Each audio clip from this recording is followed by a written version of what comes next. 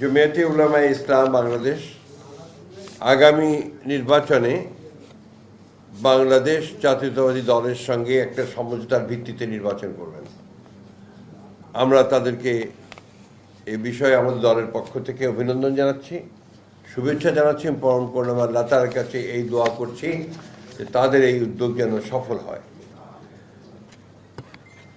প্রিয় বন্ধুগণ, বাংলাদেশ এখন একটা ট্রানজিশনাল পিরিয়ডে আছে, একটা ভয়াবহ ফ্যাসিস্ট শাসন, যে শাসন আমাদের সমস্ত মূল্যবোধগুলোকে ধ্বংস করে দিয়েছিল, আমাদের গণতান্ত্রিক প্রতিষ্ঠানগুলোকে ধ্বংস করে দিয়েছিল, আমাদের অর্থনীতিকে ধ্বংস করে দিয়েছিল। সেই ফ্যাসিস্ট বেরিয়ে এসে আমরা এখন একটা নির্বাচনের দিকে যাচ্ছি এবং নির্বাচনের পরে একটা নির্বাচিত সরকার, নির্বাচিত পার্লামেন্ট আমাদের দেশকে, আমাদের জাতিকে সঠিক পথে এগিয়ে নিয়ে যাবে, এই প্রত্যাশা আমরা সবাই করছি। কিন্তু এর মধ্যেই দেখা যাচ্ছে যে কিছু সংখ্যক ব্যক্তি মহল, তারা এই ট্রানজিশনাল যে প্রসেস, এটাকে বাধাগ্রস্ত করার জন্য ভয়ঙ্করভাবে চক্রান্ত করছে। এবং আমি আজকে আবারও এই চক্রান্তের ফলে, চক্রান্তের মাধ্যমে নিহত শহীদ হয়ে যাওয়া উসমান হাদি, তার আত্মার মাগফিরাত কামনা করছি এবং পরম করুণাময় আল্লাহ তাআলার কাছে এই দোয়া চাইছি যে আল্লাহ তাআলা তাকে যেন বেহেশতে সর্বশ্রেষ্ঠ স্থানে নিয়ে যান। সরকারের ব্যর্থতার কারণে আইন শৃঙ্খলা পরিস্থিতির যথেষ্ট অবনতি হয়েছে। আমাদের প্রত্যাশা ছিল যে প্রফেসর ইউনূসের যে সরকার, সেই সরকার অন্তত এই কয়েকটা মাস তারা তাদের যোগ্যতার পরিচয় দেবেন এবং এফিসিয়েন্সির সঙ্গে দেশকে পরিচালনা করবেন।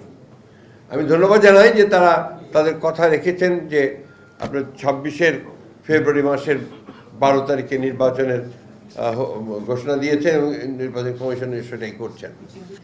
কিন্তু নির্বাচনের যে পরিবেশ তৈরি করা, এই পরিবেশ তৈরি করা যে তাদেরকে আরও সচেতন এবং ইতিবাচক ভূমিকা পালন করা দরকার, আরও কার্যকরী ভূমিকা পালন করা দরকার এবং এই বিষয়গুলোতে তাদের ফোকাস আরও বেশি দেবেন এবং আরও ভালোভাবে নির্বাচন যেন আপনার অত্যন্ত সুষ্ঠু পরিবেশে অনুষ্ঠিত হয়, সেই বিষয়গুলো দিকে লক্ষ্য রাখবেন, এটা আমরা আশা করি। আমাদের যে কথাগুলো ইতিমধ্যে সালাউদ্দিন সাহেব বলেছেন, যে জমিয়তে উলামায়ে ইসলাম বাংলাদেশ এর সঙ্গে আমাদের যে আলোচনাগুলো হয়েছে সে আপনারা শুনেছেন।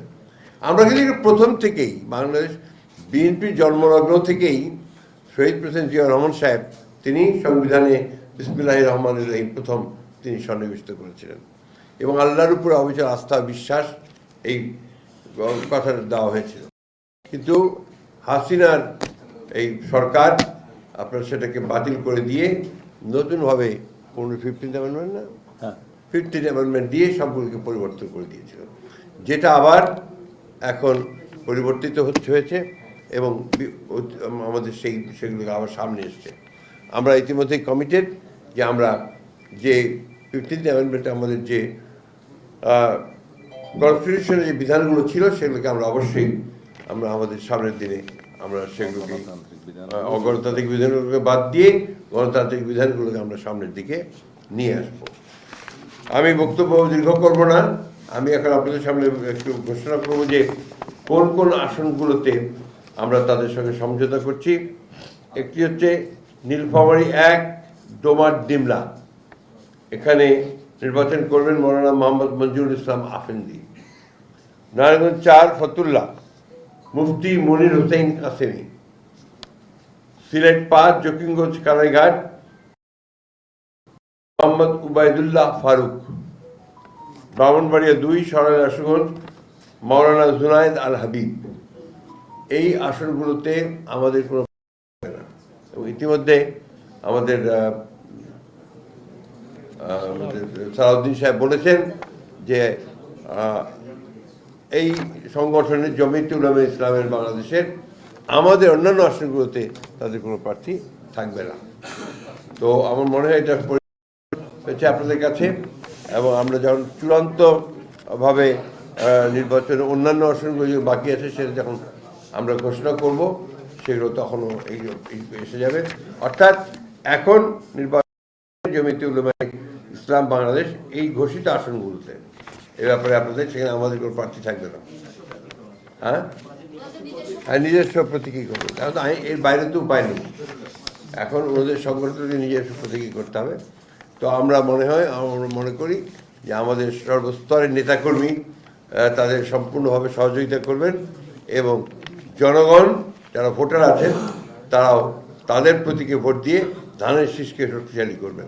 আরএফএল গিজার মানে চটজলদি পানি গরম, বিদ্যুৎ বিল 20% কম। আরএফএল গিজার, উষ্ণ পানির পরশ।